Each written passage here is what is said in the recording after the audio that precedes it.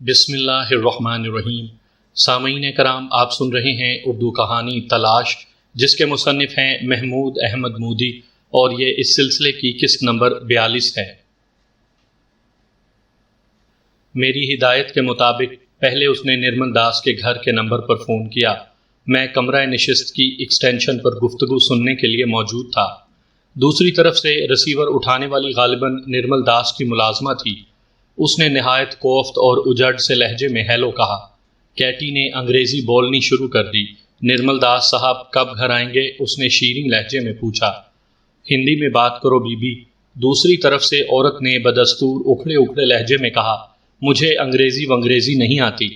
تم کون ہو؟ ملازمہ؟ کیٹی نے ہندی میں پوچھا۔ پتہ نہیں کیوں ہر ایک میری آواز سن کر مجھے ملازمہ ہی سمجھتا ہے۔ دوسری طرف سے عورت غالباً اپنی دانست میں بڑبڑائی، لیکن یہ بڑبڑاہٹ بھی کچھ کم بلند نہیں تھی۔ ارے بابا، میں نرمل داس کی پتنی ہوں، گھر والی، جورو، بیوی، سمجھی؟ عام طور پر وہ کس وقت گھر آتے ہیں؟ کیٹی نے پوچھا۔ اس کا گھر آنے یا گھر سے جانے کا کوئی وقت مقرر نہیں۔ ویسے رات 10 بجے سے پہلے بہرحال وہ زندگی میں کبھی گھر نہیں آیا، نرمل داس کی بیوی نے کہا۔ پھر اس کے لہجے میں ہلکا سا شک آمیز تجسس در آیا۔ کیا کام تھا تمہیں اس سے؟ وہ جی بس جائیداد کا ایک جھگڑا ہے، کیٹی نے گویا جھجکتے ہوئے کہا۔ میں رات نرمل صاحب سے آ کر ملوں گی۔ مجھے ان کے ایک دوست نے ان سے رابطہ قائم کرنے کے لیے کہا تھا۔ اس نے کہا تھا کہ نرمل صاحب چٹکی بجاتے ہی میرا مسئلہ طے کروا دیں گے۔ کیوں نہیں، نرمل کی بیوی نے چبھتے ہوئے لہجے میں کہا۔ اسے اس کا حصہ مل جائے تو وہ واقعی چٹکی بجاتے ہی کام کر دیتا ہے۔ خاص کر جوان اور خوبصورت مصیبت زدہ عورتوں کے کام آنے کو تو اسے زبردست شوق ہے۔ آدھی رات کو اٹھ کر ان کے ساتھ چل دیتا ہے۔ نرمل کی بیوی نے گویا مزید گفتگو کی ضرورت محسوس نہ کرتے ہوئے رسیور رکھ دیا۔ پھر میں نے بیڈ روم میں بھی رسیور رکھے جانے کی آواز سنی، ساتھ ہی کیٹی کا کہکہا سنائی دیا۔ بیچاری بہت ہی دکھیا معلوم ہوتی ہے، وہ وہیں سے بآواز بلند بولی۔ میں ایکسٹینشن کا رسیور رکھ کر بیڈ روم میں اس کے پاس پہنچا۔ رات ہونے کو ہے، میں ایک چھوٹا سا کام کر رہا ہوں، تم تیار رہنا۔ میرے واپس آتے ہی ہمیں نرمل داس سے ملاقات کے لیے روانہ ہونا ہوگا۔ میں تمہیں تیار ملوں گی، اس نے ادھ کھلی آنکھوں سے میری طرف دیکھتے ہوئے کہا۔ میرا دل پھر بے ایمان ہونے لگا تھا، لیکن سر کو جھٹک کر میں سنگھار میز کی طرف بڑھ گیا۔ میں نے آئینے میں اپنا جائزہ لیا۔ میرا معمولی سا تبدیل شدہ حلیہ بدستور برقرار تھا۔ میں نے ابھی تک کیٹی کو احساس نہیں ہونے دیا تھا کہ میں نے اپنے حلیے میں کچھ تبدیلیاں کر رکھی ہیں۔ مطمئن ہو کر میں سویٹ سے نکل آیا۔ گاڑی میں بیٹھ کر میں چاندنی چوک کی طرف چل دیا۔ دلی کے چاندنی چوک کی طرح پونا کا چاندنی چوک کوئی بارونق یا مصروف جگہ نہیں تھی۔ یہ ایک متوسط سی کالونی کا چوراہا تھا۔ پونا میں رہنے کے دوران وہاں سے آتے جاتے میں نے کبھی دھیان نہیں دیا تھا کہ وہاں کوئی شراب خانہ موجود ہے یا نہیں، لیکن آج میں نے وہاں پہنچ کر ابھی چورنگی کے گرد چکر بھی مکمل نہیں کیا تھا کہ ایک گلی کے کونے پر مجھے چارلیز کا نیون سائن نظر آ گیا۔ چارلی کے بار کی بغلی دیوار کے ساتھ پارکنگ کے لیے خاصی جگہ موجود تھی۔ گاڑی پارک کر کے میں بار میں داخل ہوا تو میرا خیال یہی تھا کہ وہ کوئی معمولی درجے کا شراب خانہ ہوگا، لیکن اندر پہنچ کر میری یہ غلط فہمی دور ہو گئی۔ شراب خانے کی آرائش میں نہایت بیش قیمت سامان استعمال کیا گیا تھا۔ ہال کے آخر میں ایک گوشے میں مجھے ایک میز پر ایک سگریٹ کا سلگتا ہوا سرا نظر آیا، جسے ایک انگلی بار بار مضطربانہ انداز میں چھو رہی تھی۔ مدن نے مجھے بتایا تھا کہ وشنو بے خیالی کے سے عالم میں بار بار انگلی سے سگریٹ کا گل جھاڑتا رہتا تھا۔ میں سیدھا اس میز کی طرف بڑھ گیا۔ اب میری آنکھیں مدھم روشنی سے مانوس ہو چکی تھیں، اور جب میں کرسی کھینچ کر اس شخص کے سامنے بیٹھ چکا تھا تو مجھے اس کی صورت بھی کافی حد تک صاف نظر آ گئی۔ مدن کی بتائی ہوئی دیگر نشانیاں بھی اس میں موجود تھیں۔ وہ دبلا پتلا، طویل القامت اور سانولا تھا۔ حال کی مدھم روشنی میں سیاہ فام ہی نظر آ رہا تھا، اور اس کی آنکھوں کی سرخی کچھ اور بھی گہری لگ رہی تھی۔ مجھے مدن نے بھیجا ہے، میں نے سرگوشی نما لہجے میں کہا۔ اوہ! اس کے ہونٹوں سے اتنی ہلکی آواز نکلی جو بمشکل سنی جا سکتی تھی، اور میں نے محسوس کیا کہ اس کے جسم پر چھایا ہوا تناؤ دور ہو گیا ہے۔ کیا پیو گے؟ اس نے دوستانہ لہجے میں کہا۔ ٹھنڈا پانی، میں نے جواب دیا۔ اس میں کچھ ملاؤ گے نہیں؟ اس نے پوچھا۔ نہیں، میں ہر چیز خالص پینا پسند کرتا ہوں۔ میں نے مسکرا کر کہا، کیا کام ہے، بولو۔ اس نے مدھم اور سپاٹ لہجے میں کہا اور کچھ آگے کو جھکایا۔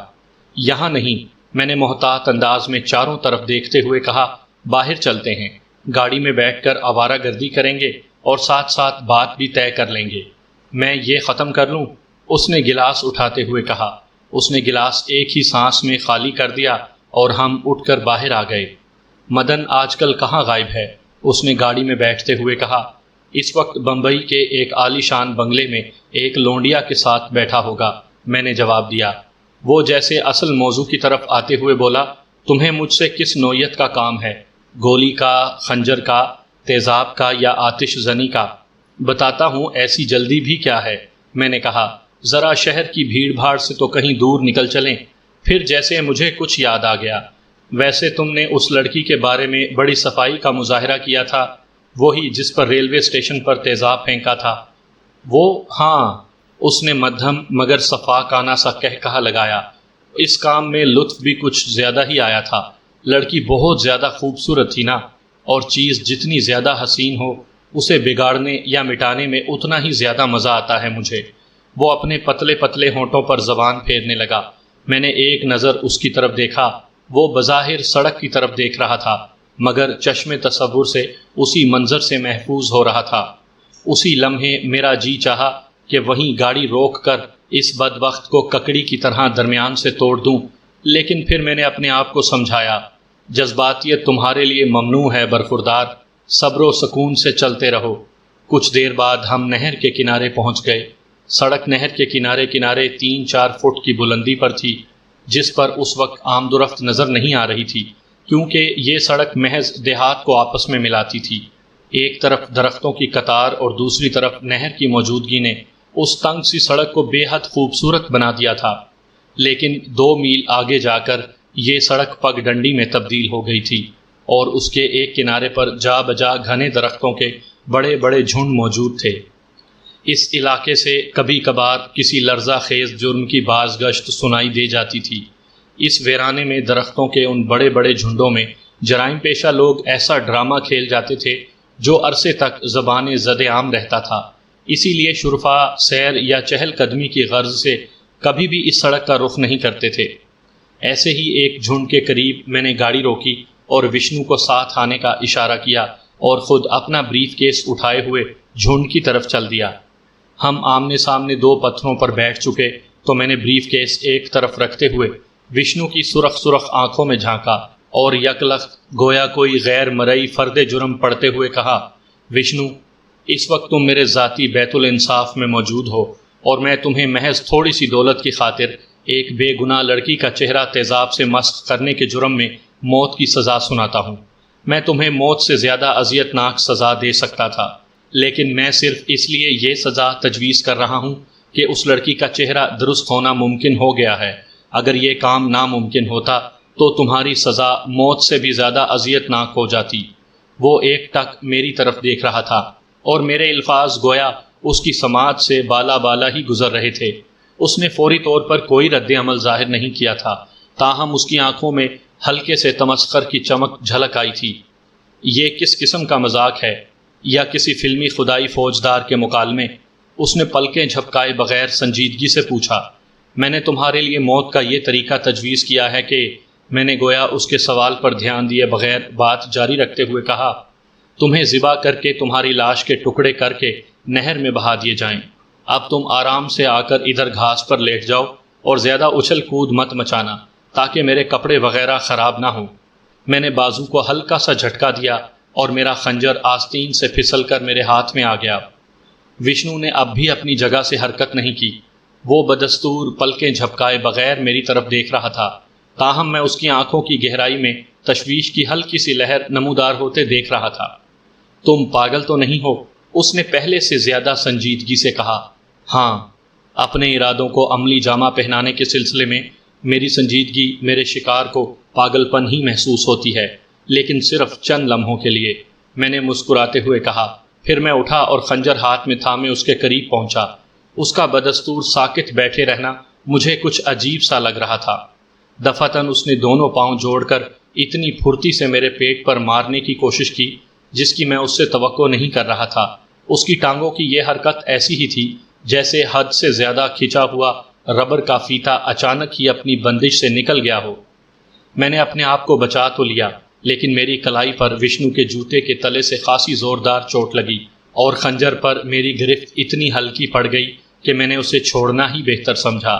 وہ اس وقت تک اچھل کر سیدھا ہونے کے بعد مجھ پر چھلانگ بھی لگا چکا تھا۔ شراب کا نشہ اس پر اتنا غالب نہیں تھا جتنا میں سمجھ رہا تھا، اور اس کا مجہول جسم بھی لچک، طاقت اور پھرتی سے اتنا عاری نہیں تھا جتنا میں سمجھ رہا تھا۔ اس کے گھٹنے میرے پیٹ سے ٹکرائے اور ساتھ ہی ایک بازو آکٹوپس کی بازو کی طرح میری گردن کے گرد لپٹ گیا۔ اسے اتنا موقع محض میرے اندازوں کی غلطی کی بنا پر ملا تھا۔ پیٹ پر اس کے گھٹنوں کی ضرب نے مجھے زیادہ تکلیف نہیں پہنچائی تھی، البتہ گردن کے گرد لپٹے ہوئے بازو کا شکنجا حیرت انگیز طور پر سخت تھا، اور سانس روکنے کے ساتھ ساتھ گویا میری گردن بھی توڑنے ہی والا تھا۔ غالباً 1 سیکنڈ کے لیے میں نے اپنے آپ کو بدحواس بھی محسوس کیا۔ ایک شخص جسے انسان نے چوہے سے زیادہ حقیر سمجھا ہو، ایک لخت عفریت کی طرح جان کو آ جائے تو ایسا محسوس ہونا فطری بات تھی۔ تب میں نے جھرجھری سی لی، از سر نو اپنی توانائی مجتمع کی اور اس سانڈ کی طرح جسم کو جھٹکا دیا جس کی گردن سے کتا لپٹ گیا ہو۔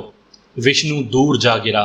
میں نے گردن کو ہلکا سا جھٹکا دے کر کھچاؤ دور کیا، اور عین اس وقت جب کہ وشنو زمین سے اٹھ کر دوبارہ مجھ پر چھلانگ لگانے کے لیے پاؤں زمین سے اٹھا چکا تھا، میں نے اس کی پسلیوں پر ٹھوکر رسید کی۔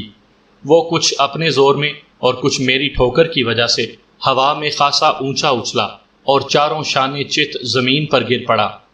پھر یکلخت وہ ذبح کیے ہوئے بکرے کی طرح چیخنے لگا۔ شاید ریڑھ کی ہڈی میں درد کی لہر اب اٹھی تھی۔ اس کا منہ بند کرنے کے بعد میں نے اس کے سینے پر گھٹنا رکھ کر اس کے ہونٹوں پر اچھی طرح ٹیپ چپکائی اور اسے چھوڑ کر کھڑا ہو گیا۔ وہ زخمی سانپ کی طرح جسم کو بل دینے کی کوشش کر رہا تھا، لیکن شاید کمر اجازت نہیں دے رہی تھی۔ اس کی پیشانی اور گردن پر کئی رگیں مسلسل پھول پچک رہی تھیں۔ تم نے اپنی موت کو مزید تکلیف دہ بنا لیا وشنو، میں نے ہاتھ جھاڑتے ہوئے کہا۔ ابھی ابھی جب کہ میں تمہارے پاؤں باندھ رہا تھا تو تمہاری سزا پر عمل درآمد کا ایک اور طریقہ اچانک میرے ذہن میں آیا۔ اب میں تمہیں ایک اور جگہ لے چلتا ہوں۔ اگر اس طریقے پر عمل درآمد نہ ہو سکا تو پھر تمہیں واپس لا کر ذبح کر دوں گا۔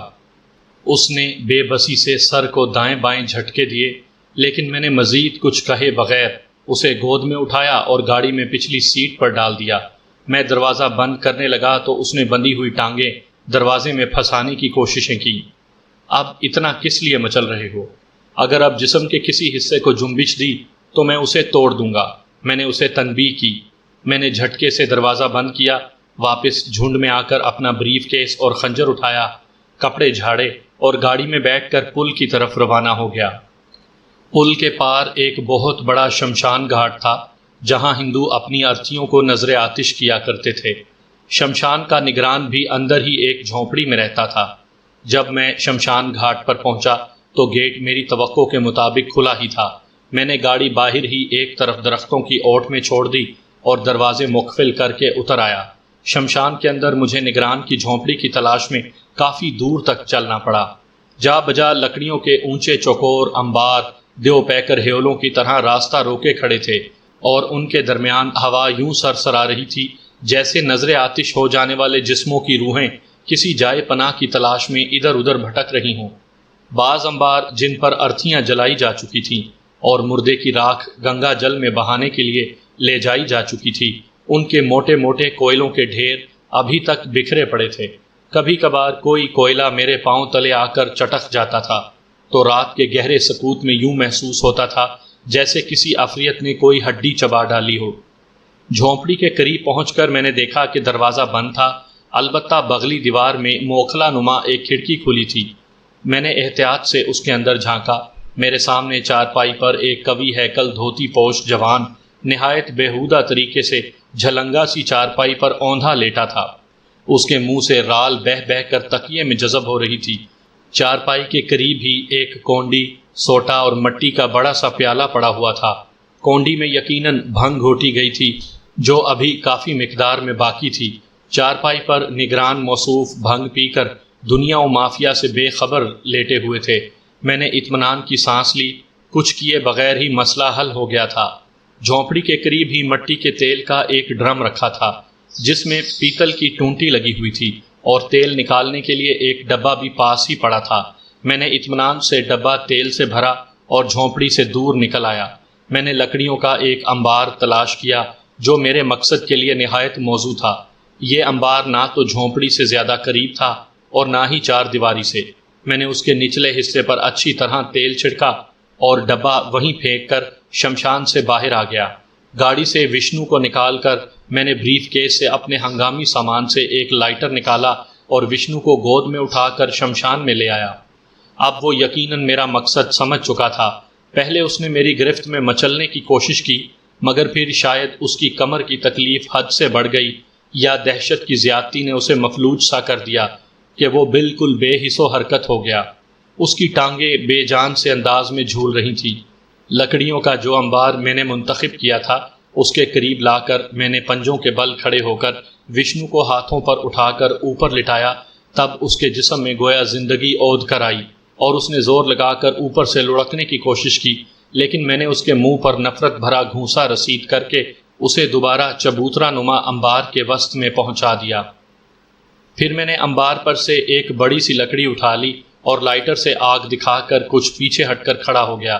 لکڑی میں نے اسی خیال سے پکڑ رکھی تھی کہ اگر وشنو نے دوبارہ لڑکنے کی کوشش کی تو اسے دور ہی سے واپس دھکیل دوں گا، مگر اس میں شاید سکت نہیں رہی تھی یا پھر وہ بے ہوش ہو گیا تھا۔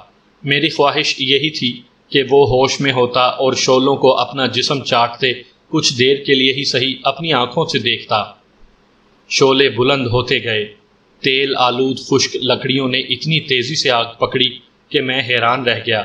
دیکھتے ہی دیکھتے وشنو کا جسم سرخ اور تاریخی شعلوں میں چھپ گیا۔ میں نے وہاں مزید رکنا ضروری نہ سمجھا۔ ہوا میں گوشت جلنے کی بو پھیل چکی تھی جو مجھے بے حد فرحت بخش محسوس ہو رہی تھی۔ گاڑی میں بیٹھتے وقت میں نے گھڑی دیکھی، 11 بج رہے تھے۔ مجھے بہت تاخیر ہو چکی تھی۔ میں کیٹی کو 10 بجے کا وقت دے کر آیا تھا۔ میں تیز رفتار سے ہوٹل کی طرف روانہ ہو گیا۔ ہوٹل کے کمرے میں پہنچ کر مجھے یہ دیکھ کر حیرت ہوئی کہ کیٹی سر کے بل بیڈ اور دیوار کے سہارے کھڑی تھی۔ اس کی آنکھیں بند تھی اور چہرہ سرخ ہو رہا تھا۔ یہ کیا ہو رہا ہے؟ میں نے حیرت سے پوچھا۔ ورزش، اس نے آنکھیں کھولے بغیر جواب دیا۔ یہ کون سا وقت ہے ورزش کا؟ میں نے کہا۔ میں چونکہ وقت کی پابندی نہیں کر سکتی، وہ سیدھی ہوتے ہوئے بولی، اس لیے جب بھی وقت ملتا ہے کر لیتی ہوں۔ ویسے بھی تمہارا انتظار کرتے کرتے نیند آنے لگی تھی، میں نے سوچا سو ہی نہ جاؤں۔ چلو اب فوراً نکل چلو، میں نے گھڑی دیکھتے ہوئے کہا۔ اس نے چند سیکنڈ میں بال برش کیے اور ہینڈ بیگ اٹھا کر میرے پیچھے چل دی۔ سول لائنز جاتے ہوئے راستے میں کیٹی نے برقع پہن لیا اور چہرہ اس طرح نقاب میں چھپا لیا کہ صرف آنکھیں نظر آ رہی تھیں۔ سول لائنز میں مطلوبہ نمبر کی کوٹھی تلاش کرنے میں ہمیں قدرے دقت پیش آئی کیونکہ درختوں سے گھرے ہوئے بل کھاتے راستوں پر روشنی نہیں تھی اور بیشتر کوٹھیاں بھی اندھیرے میں ڈوبی ہوئی تھیں۔ مطلوبہ کوٹھی تلاش کرنے کے بعد میں نے گاڑی اس سے کچھ فاصلے پر کھڑی کی اور ایک کھڑکی کے قریب پودوں کے درمیان پوزیشن سنبھالی ہی تھی کہ اندر سے ایک بھاری اور کھردری مردانہ آواز سنائی دی۔ آج تو دن مندہ رہا بھگوان، صرف 2500 روپے کی آمدنی ہوئی۔ ایک تو آج کل مرغے پھنستے بہت کم ہیں، اوپر سے حصے بکھرے زیادہ نکلنے لگے ہیں۔ میں نے کھڑکی کے پٹوں کے درمیان معمولی سی جھری سے جھانک کر دیکھا۔ ایک بھاری بھرکم شخص جو یقیناً نرمل داس تھا، پولیس کی وردی اتار رہا تھا۔ چوڑے سے اسپاٹ چہرے اور بھری ہوئی ناک والی ایک ادھیڑ عمر عورت جس کی آنکھوں میں ایک عجیب سی یاسیت تھی اسے وردی اتارنے میں مدد دے رہی تھی۔ وہ یقیناً اس کی بیوی تھی۔ وہ قد میں میاں سے بھی نکلی ہوئی تھی اور بے حد چوڑے چکلے جسم کی مالک تھی۔ کیٹی نے میرا سگنل پا کر کال بیل بجا دی۔ نرمل داس چونک اٹھا۔ اس کی آنکھوں میں اس درندے کی سی چمک ابھر آئی جس نے شکار کی بو سونگھ لی ہو۔ اس کی بیوی نے اپنی جگہ سے حرکت نہیں کی اور نرمل داس اس کی طرف دیکھے بغیر کمرے سے نکل گیا۔ میں اندھیرے میں دیوار کے ساتھ چپک کر چلتا ہوا اس کونے تک آ پہنچا تاکہ ذرا سر آگے نکال کر دروازے کو دیکھ سکوں۔ کیٹی سر جھکائے دروازے پر کھڑی تھی۔ دفعتاً دروازہ کھلا۔ نرمل داس نے محتاط انداز میں پہلے سر نکال کر باہر جھانکا، پھر ایک تنہا برقع پوش لڑکی کو دیکھ کر جلدی سے باہر آ گیا۔ کیا بات ہے؟ کون ہو تم؟ اس نے باروب لہجے میں پوچھا۔ میرا نام رشیدہ ہے، کیٹی نے رومال انگلیوں پر لپیٹتے اور کھولتے ہوئے اور یوں اضطراب کی نہایت کامیابی اداکاری کرتے ہوئے کہا۔ مجھے مدن نے آپ کے پاس بھیجا ہے۔ اس نے کہا تھا کہ جس قسم کے جھگڑے میں میں پھنس گئی ہوں اس میں صرف آپ ہی میری مدد کر سکتے ہیں، کیونکہ آپ بڑے دھڑلے کے آدمی ہیں۔ کیا معاملہ ہے؟ نرمل داس کے لہجے کی سختی برقرار تھی۔ تفصیل تو میں دوسرے فریق کے سامنے چل کر ہی بتاؤں گی، کیونکہ وقت بہت قیمتی ہے۔ اگر آپ نے اس شخص کو نہ روکا جس سے میرا جھگڑا ہے تو آج رات چند گھنٹے بعد وہ یہاں سے بمبئی اور وہاں سے علل صبح بذریعہ جہاز لندن روانہ ہو جائے گا، اور پھر یہ معاملہ مہینوں آگے جا پڑے گا۔ لاکھوں کی جائیداد کا مسئلہ ہے اور کرنا صرف اتنا ہے کہ اس شخص سے ایک دستاویز واپس لینی ہے جس پر اس نے دھوکے سے میرے دستخط کروا لیے تھے۔ کون ہے وہ شخص؟ نرمل داس نے اب قدرے نرمی سے پوچھا۔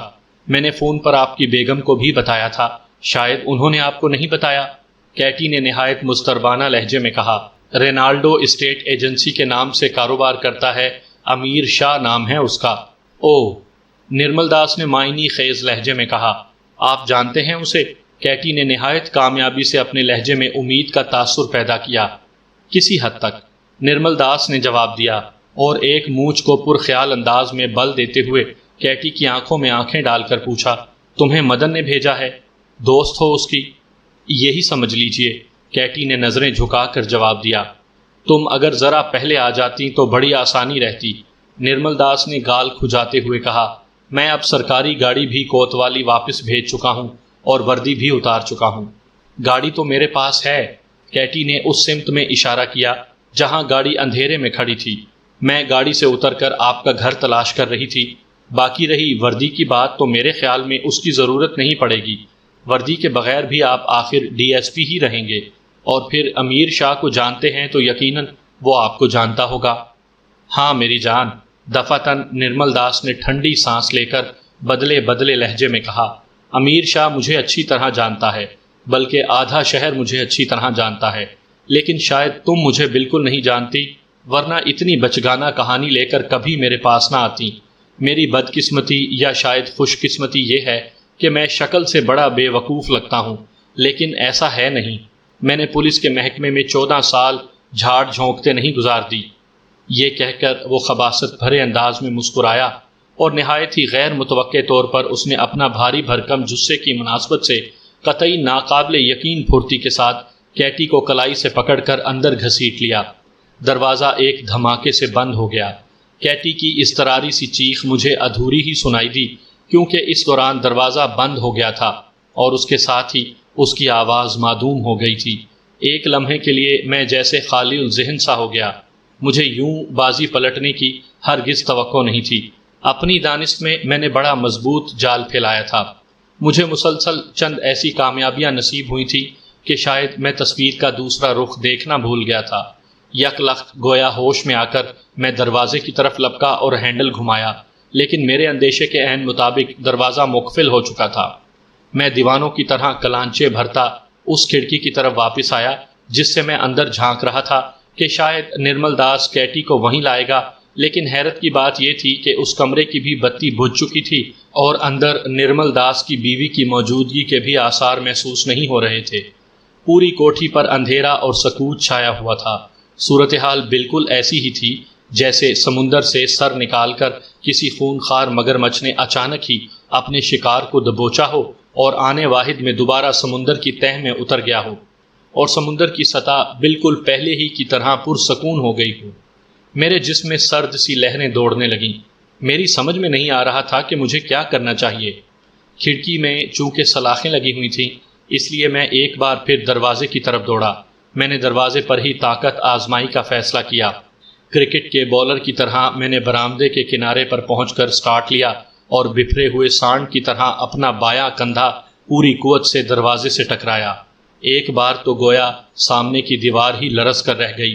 دروازے کے قبضے بھی شاید ذرا برابر ڈھیلے تھے، لیکن اس عمل میں دھم کی خاصی زوردار آواز پیدا ہوئی تھی۔ میں اس وقت چوتھی بار دروازے کو ٹکر لگانے کے لیے سٹارٹ لے رہا تھا جب میں نے محسوس کیا کہ اندر بتیاں روشن ہونے لگی ہیں۔ میں نے چوتھی ٹکر تو بہرحال رسید کر ہی دی اور ساتھ ہی ریوالور جیکٹ کی جیب سے نکال کر دیوار سے لگ کر کھڑا ہو گیا۔ دھیرج، میری جان دھیرج۔ میں نے دروازے کے عقب سے کیٹی کی سرگوشی سنی۔ پوری کالونی کو جگاؤ گے کیا؟